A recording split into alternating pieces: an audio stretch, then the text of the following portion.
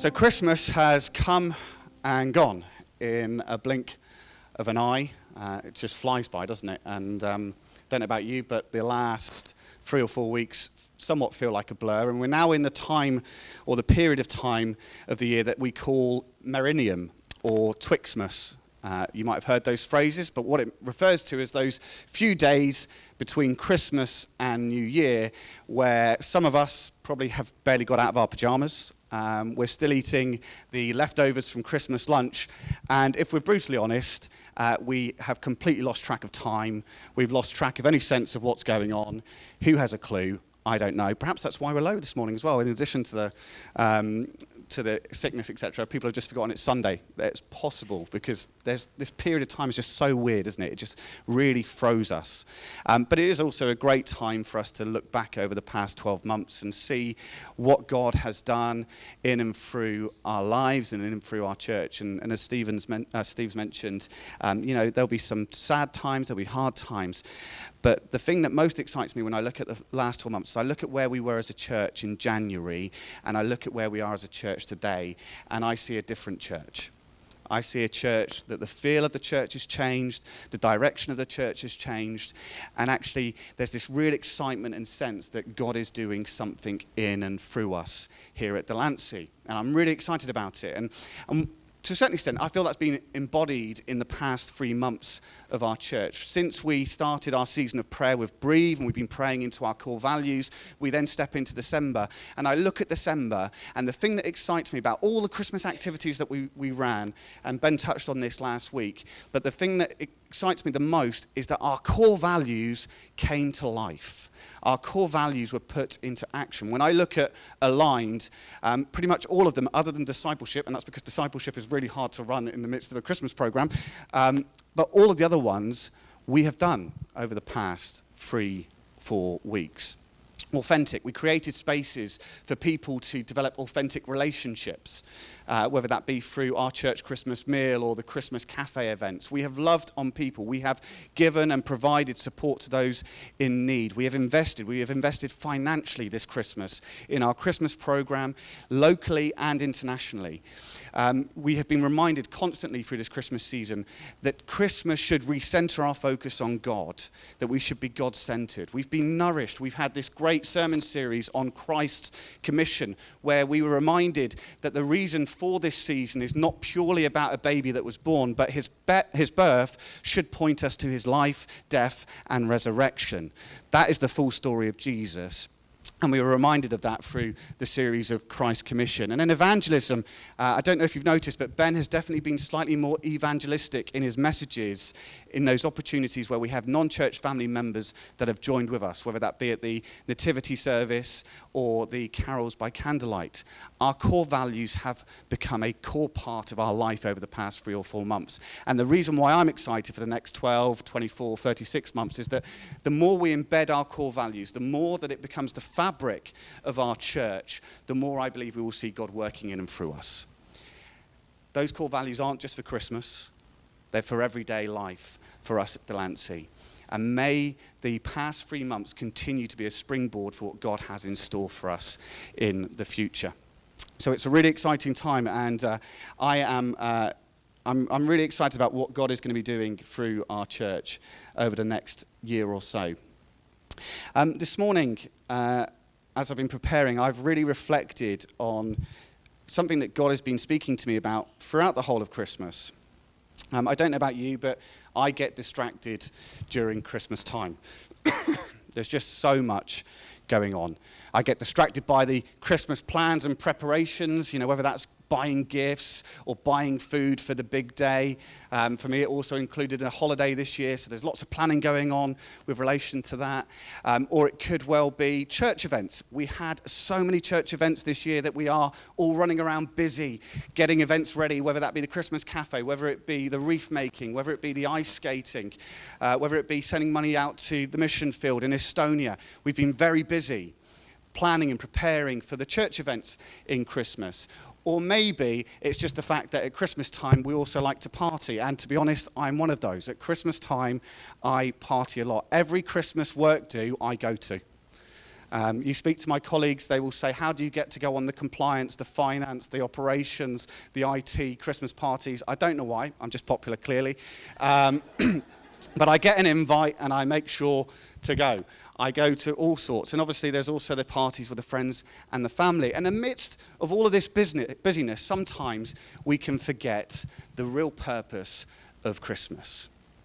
We can get caught up in all the nice things that are going on, and sometimes also a bit of the nostalgia as we think about Christmas past and what we've experienced in our families and amongst our friends in years gone by, and we get this nice, warm, fuzzy feeling.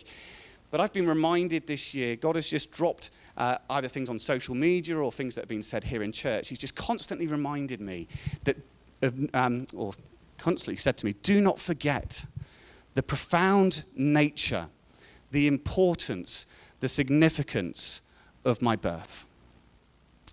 And the reality is that Jesus' birth, his incarnation, is the most pivotal moment in the history of mankind. It really is. It's the most pivotal moment of the history of mankind. And the reason being is that God is no longer distant, he's no longer remote, he's no longer invisible, he's no longer untouchable, but instead we go to this small town in Israel amidst the hustle and bustle and busyness of the census, and there lying in a manger we find Emmanuel, God with us. God is no longer distant in the heavens, but he has come to earth to be amongst us. He has come as a person, someone that we can see and touch and experience and encounter. Emmanuel, God with us. So this morning I want us to reflect on what that means for us today around the reality that God has come into our story so that we may know him. So if you could turn to John 1, and we'll be reading from the first 18 verses in that gospel. Just to give some context and background with regards to John and this book. So we do believe that it was written by John. There is arguments to say that it might be written by other members of the discipleship group that Jesus had. One interesting concept is that it's potentially Lazarus, who was raised from the dead, wrote John, but we do actually believe that John was the writer of this gospel. But most importantly, who is he writing this gospel for? And he is writing it for Jewish opponents to Christ. He's writing it with the Jewish reader in mind. And we find this throughout the Gospel of John, that he refers a lot to Jewish holidays, Jewish traditions, Jewish beliefs. And we see that straight away in these first 18 verses. So let's read John 1, 1 to 18. In the beginning was the Word, and the Word was with God, and the Word was God. He was in the beginning with God. All things were made through him, and without him was not anything made that was made.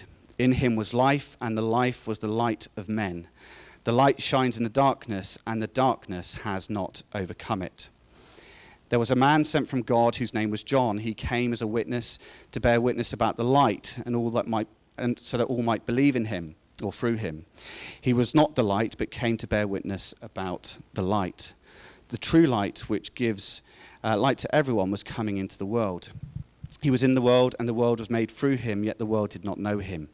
He came to his own, and his own people did not receive him. But to all who did receive him, who believed in his name, he gave the right to become children of God, who were born not of blood, nor of the will of the flesh, nor of the will of man, but of God. And the Word became flesh and dwelt among us, and we have seen his glory. Glory as of the only true Son from the Father, full of grace and truth.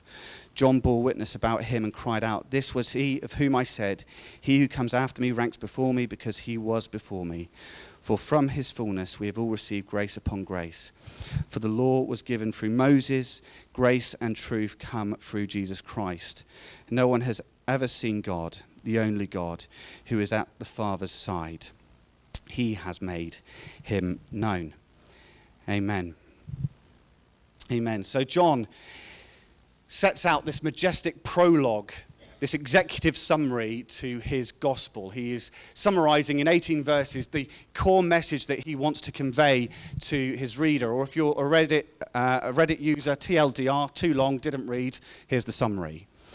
And he's summarizing really what the importance of Jesus' arrival is for humanity.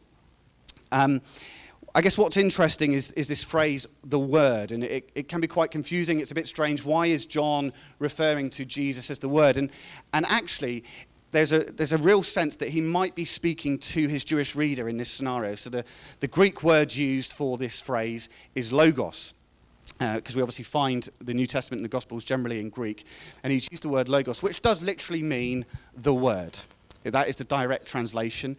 However, in that time, there was a lot of philosophical thought flying around, especially in Greek, with the Stoics and similar, where the sense of this word had more meaning, it had more weight to it. It was more about a message, a dialogue that humanity was having with itself or with God or with other deities.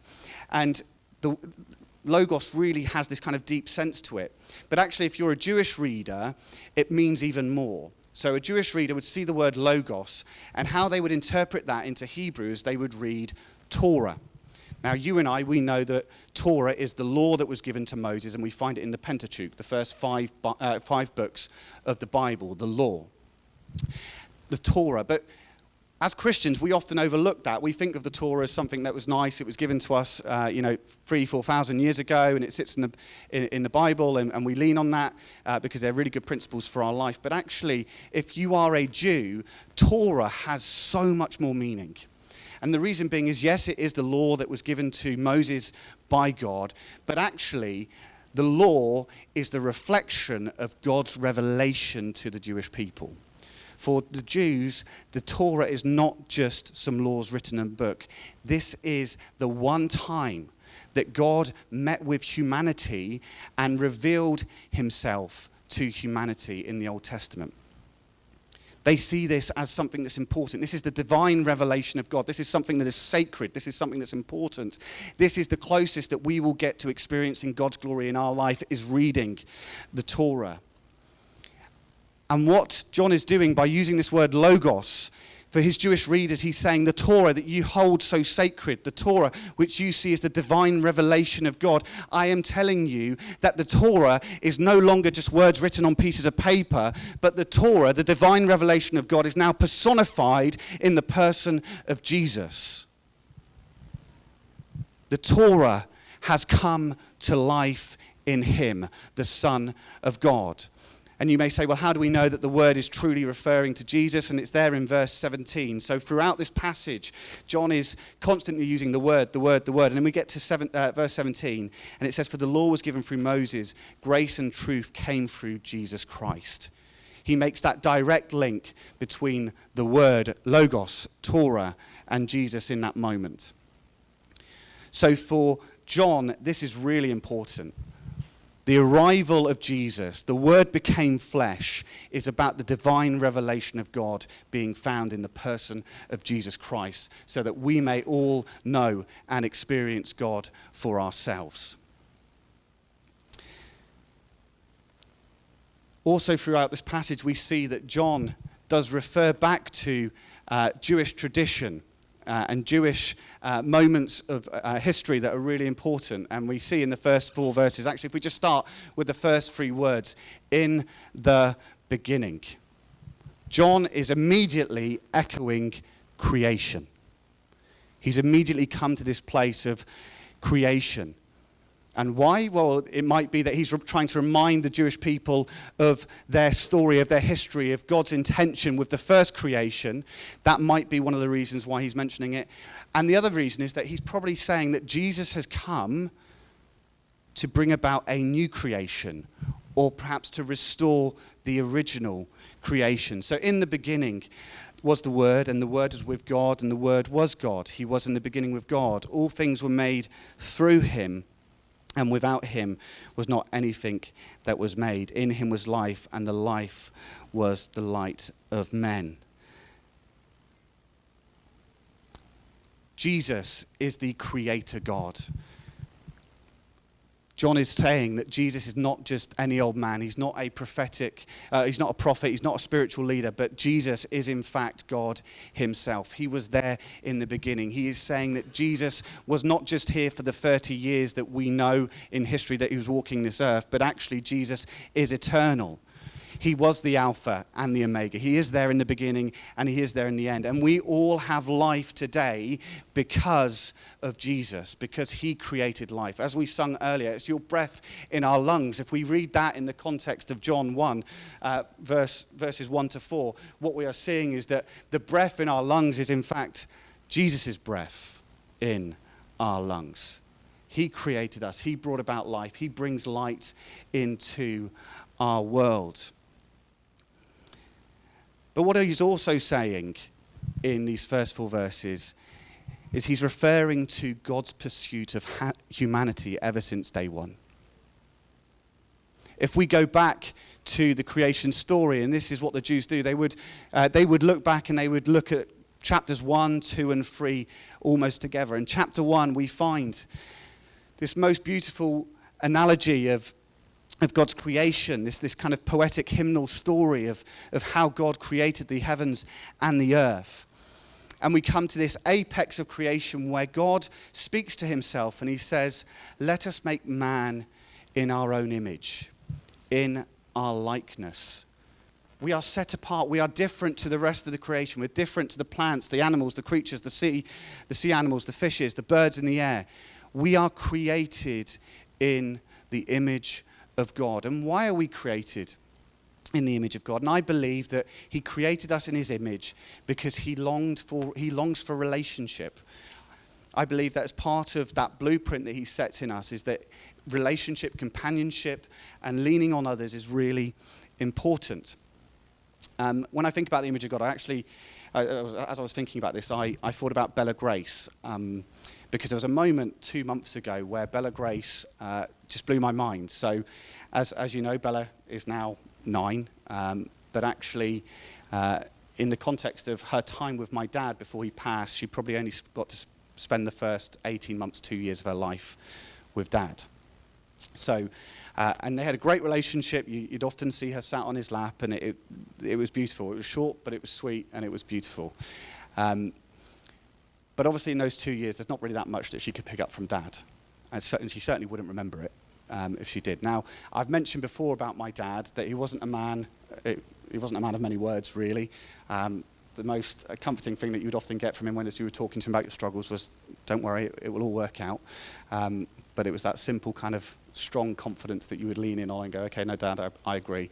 But one of the other things about him not being a man of many words is that he wasn't really the most emotive or affectionate. I could probably count on my 2 hands the amount of times that he said, I love you. It just wasn't his way of dealing with things. He was a bit of a stereotypical man and didn't really want to show his emotions. So, but as I went through my life with Stephen Mudge, I learnt his ways that he would show his affection. And the most common way that he would show his affection, not just to me, his son, but to his friends, to other members of the family, also his church members, is that he would walk up to you and he would just punch you in the arm, put his arm around you and say, how are you? And that was ultimately his way of saying, I love you. If my dad came and punched me on my arm, I knew, don't worry, it wasn't too hard, Gareth. I know you're frowning. I can see you there like, oh, this sounds a bit strange. It'd be just a gentle punch. And I would know, okay, yeah, he loves me. He loves me. That was his strange way of telling me that he loved me.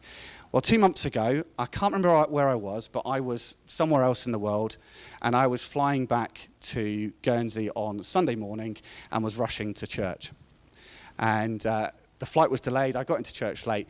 But at the same time, Bella Grace had spent the night at my mum's house, so she was at church that morning. Anyway, we get through the service, and at the end of the service, I'm talking to someone. And the next thing I know is that someone's come and walked up to me and has punched me in my arm, said hello, and then walked away. And it was little Bella Grace. And I stood there and I was like, how on earth can you have the same characteristics and mannerisms of my dad, who you only knew for 2 years? How? That's not something you learnt. That's something that must be imprinted, ingrained in your DNA, that means that you reflect my dad in that moment. That you mimic my dad. It wasn't something that he was taught. And interestingly, I did some research. I was like, this can't be true. As I was preparing for this morning, I was like, you might want to just double check this, Paul. In science, they've researched this around what nature versus nurture and the personality traits that we have. How much of it is nature, how much of it is nurture. Believe it or not, up to 60% of your personality trait is driven by nature. It is driven by the DNA that your parents have given you. There is an imprint on each of our lives that comes from our parents, which we can't shake and move. For some of us, that's great. For some of us, we're probably thinking, oh. But actually, there is an imprint of them on our lives. Now, those get affected by different things, environmental factors, etc. But deep within us, at the core of who we are, our DNA is given to us by our parents, and that shapes us. It molds us into who we are. And actually, I then look at that. Well, what does that mean for the image of God? And that we're made in the image of God. It means that the character traits of God, his very nature, is imprinted on the DNA genome of humanity. That regardless of who we are, where we're at, what we've been through, what we've experienced, that there's this element that God is imprinted into our very characters and nature. We are a reflection of God, whether we like it or not. And part of the reason why we are a reflection of God is because God has longed for relationship. We see it straight away in Genesis 1, 2, and 3. So God creates man in his own image. In chapter 2, we then see that God says, it is not good for man to be alone, so I will make him a helper. I just want to be clear here. When we see the word helper, it's not that women are subservient to men. It's completely wrong. Actually, the translation helper is not helpful. The specific translation in Hebrew is someone that matches the other, someone that is the opposite of the other. Man and women are equal in the context of that passage. They are equal, they are complementary, they are there to support one another. But God says it is not good for man to be alone. Well, why would God say it's not good for man to be alone? Well, the only reason that I can think of is that it's in God's character and nature to seek relationship, to seek companionship. And we obviously see that in the triune nature of God, in the Trinity. You've got the Father, the Son, and the Holy Spirit. And I also think that we see in Genesis 1, 2, and 3 that not only is he interested in relationship amongst himself, but actually he's also interested in relationship with the apex of his creation, with humanity. We find that in Genesis 3 where he talks, this is after the fall. So Adam and Eve have eaten of the apple and they're feeling ashamed. And then they hear in the cool of day, they hear they hear God walking in the garden. Now, some would say, well, perhaps he was just walking because of the sin that had occurred. That would seem a bit strange. Actually, I believe that God would walk in the garden amidst and amongst Adam and Eve on a regular basis. And that's the general consensus of theological thought, is that God, Adam and Eve had an intimate relationship, an intimate companionship whilst they were in the Garden of Eden. That was God's intention with creation. He created the world, he created the heavens and the earth, and he created humanity specifically for relationship with one another, but for relationship with him. So right from the beginning of creation, the beginning of our story, we find the beginning of the love story of God has for his people, the pursuit of humanity by God. And John is referring to this in this passage. In the beginning was the Word. In the beginning was Jesus. He was there at the start when you were created. He created you. He made you in his image. And from that, he is also pursuing you. He is seeking you. He is desiring a relationship with you. That's the foundation of our faith, is that there is a God who is almighty, who has created us, that pursues us, that loves us for who we are because he has made us in his image. God desires relationship with us. So we then move on, and actually what we'll do is we'll jump down to verse 14 in this passage from John. And we read, "And the Word became flesh and dwelt among us, and we have seen his glory. Glory as of the only Son from the Father, full of grace and truth. From his fullness we have all received grace upon grace." John reveals at this time that this almighty creator God that has made us in his own image is no longer away from us in the heavens, But the Word that was there at the beginning is now with us in flesh through this baby boy, Jesus. It's an amazing moment where the deity that through the universe, through the stars, through the planets that created all of us, he's no longer a distant remote God. He's no longer invisible. He's no longer untouchable, as I said earlier. He's now found in the form of Jesus, lying in a manger. And ultimately, that is the core message of the Christmas story, is that God has drawn near to us. God has drawn near to us. And why is that so important to the Jewish people that John is writing to? And the reason why it's important, as I mentioned earlier, when it comes to the Torah, when it comes to the revelation of God to Israel, the one thing that they look back to is the revelation of God to Moses through the law in Exodus 33 and 34. Now, in Exodus 33 and 34, you may well know that there's this kind of really beautiful image of this conversation that Moses is having with God. And towards the end of Exodus 33, Moses says to God, "Lord, let me see your face. Lord, let me see your face." And God says to him, "Look, I will honor you for who you are, for your faithfulness, for what you've done for me and for my people." But he says, "You will not see my face. What I will do is I will put you in the cleft of the rock. I will place my hand over the cleft so that you cannot see my face. And then as I pass, I will remove my hand and you will see my back." You will see the glory as it kind of moves past. You won't see my face. You won't see my glory in its fullness. You will only see it after I've been past the rock. And interestingly, when God does this in Exodus 34, we see that the Lord descended in a cloud and stood with him there and proclaimed the name of the Lord.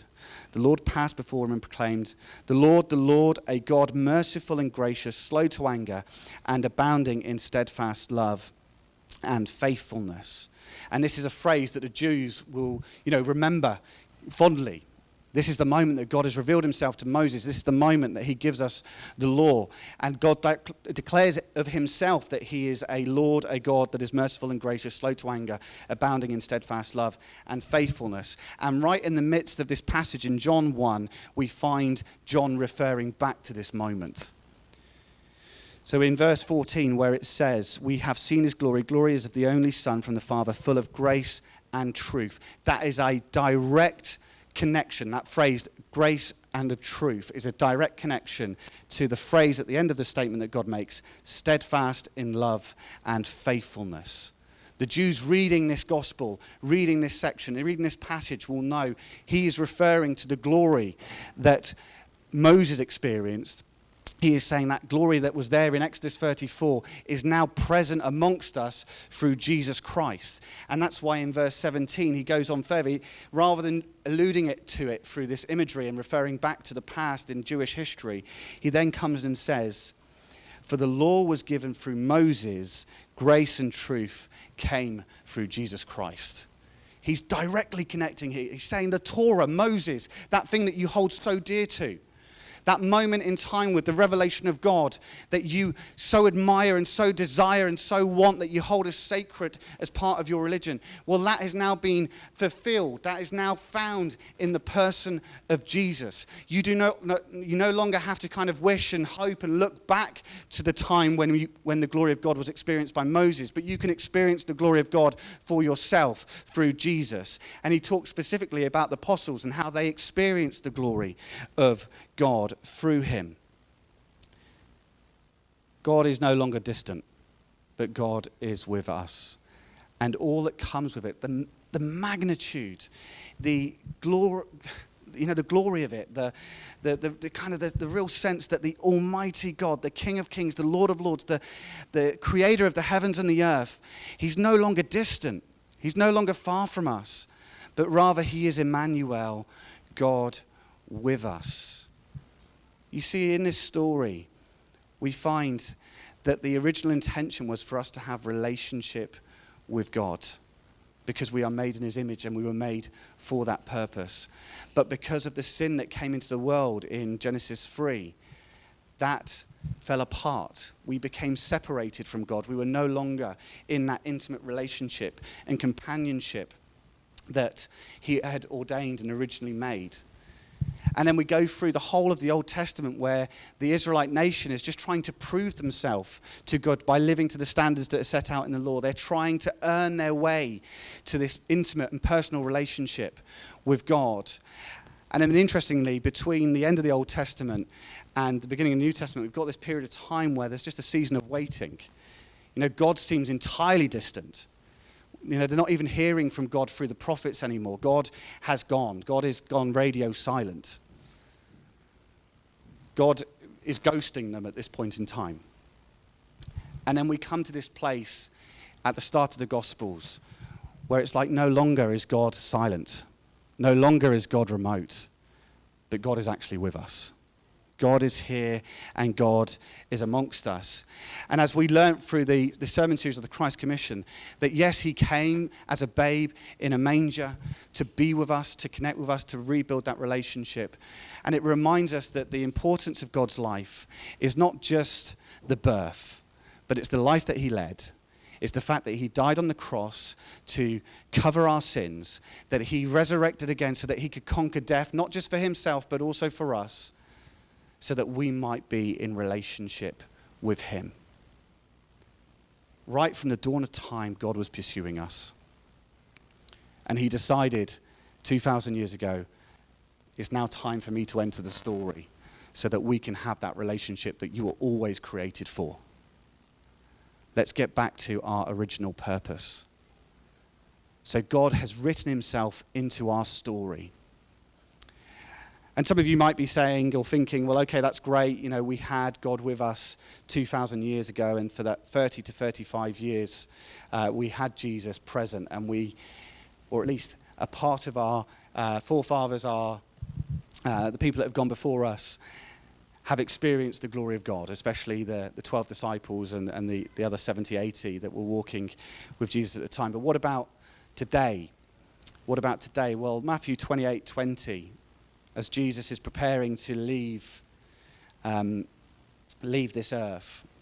What I would say, sorry, just before we go to that, the word Emmanuel, God with us, we only see that in one gospel, and we see that in Matthew's gospel.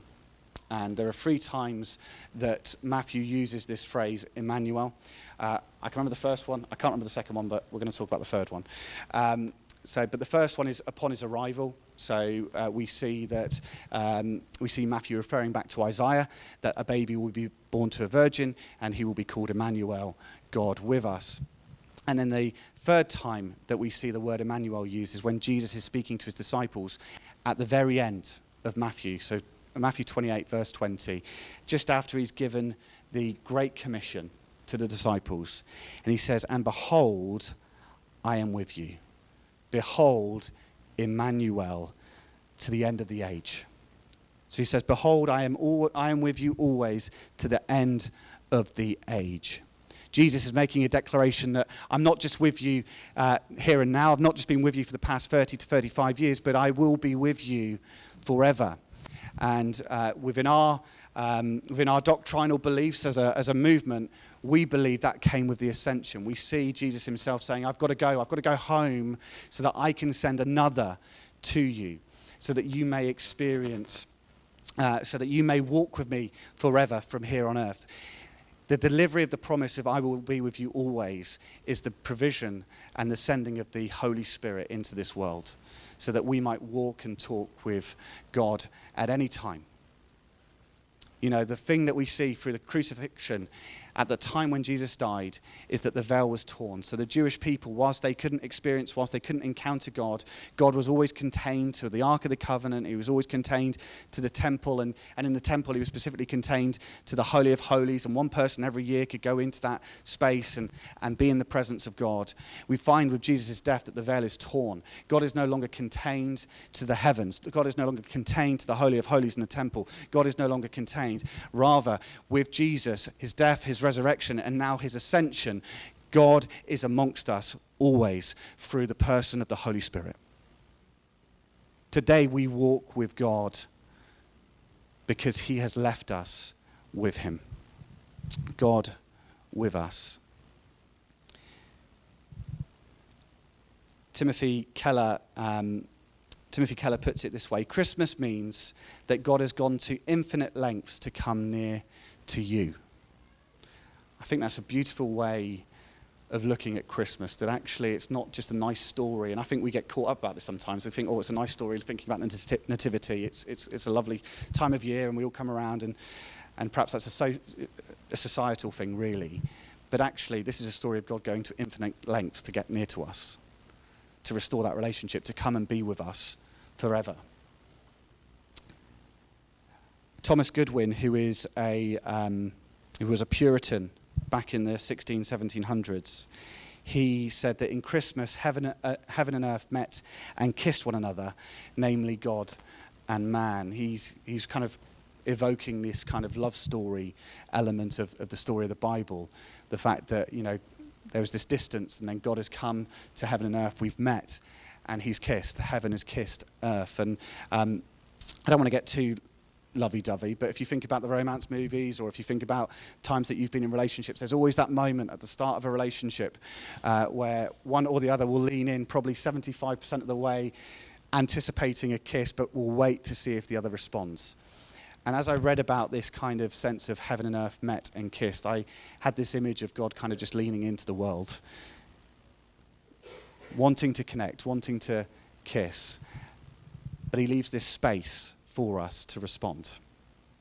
He leaves this space for us to come back and say, yes, we want to be part of this journey. You see, Jesus was the author of this story. He writes himself into this story. And then ultimately, he asks us to be part of his story.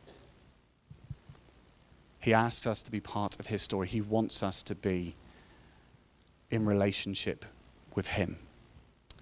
God with us. And just to finish, there's two things that I want to refer to. So the first is the carol. I know, Scott, this is your favourite carol, O Holy Night. But in that passage, O Holy Night, that song, I think it's the first or the second verse, where it says, long lay the world in sin and error pining, till he appeared and the soul felt its worth. Till he appeared and the soul felt its worth. It's almost like in this moment, we didn't know our value. But the closeness of God, the nearness of God in that moment of Jesus coming as a baby reminds us that we are valued by God and that he desires us, that he desires relationship. Till he appeared and the soul felt its worth. A thrill of hope, the weary world rejoices. Speaking that distance that we found at that time between ourselves and God, the weary world rejoices. For yonder breaks a new and glorious morn. Jesus brings about a new creation. He restores the original intention of God's plan and brings humanity back into relationship with him. And then finally, I just wanted to touch on something that I read the other week, which kind of, I guess, has driven me to speak on this morning. Emmanuel equals God with us. That means that God is with us in the ER room, in the divorce lawyer's office, during finals, changing diapers. God is with us in prison, on the first date, during the ugly cry, in the drop-off line. God is with us working in the graveyard shift, working the 12 steps, at the office, at the gym. God is with us in therapy, at the checkout, in the delivery room, doing dishes. God is with us on the bus, at the custody hearing, at the table, in AA. God is with us in the waiting room, during chemo, in recovery, at the funeral. God is with us at the altar, when we thought we'd be married by now, when till death do us part turns into there's someone else, when we're missing the one who's not here. God is with us. When the pregnancy test is positive, when it's negative, when it's everything we hoped for, when it's nothing we anticipated, God is with us. when they can't find the heartbeat, when it's the cancer again, when the kids stop coming home, when they reject what they once believed, God is with us. When we're not sure what we believe, when we can't sing the songs, when we're frustrated, overwhelmed, betrayed, when we feel like we're on the outside, God is with us. Today, tomorrow, and every day after, God is with us. God is not just looking after us. He isn't merely mindful of us, but he comes to dwell with us. The word did not become a theory to be debated, a concept to be pondered, or a philosophy to be discussed. The word became a person to be followed, worshipped, and loved. The Most High became the Most Low. That is our hope. That is our peace. And God not only wants to bring peace to you, but he also wants to bring peace through you. Because not only did he give us life at the beginning, but he also gives us light today. And we find in verse 5 that the light shines in the darkness, and the darkness has not overcome it. And that light persists today for you and I, because God is with us.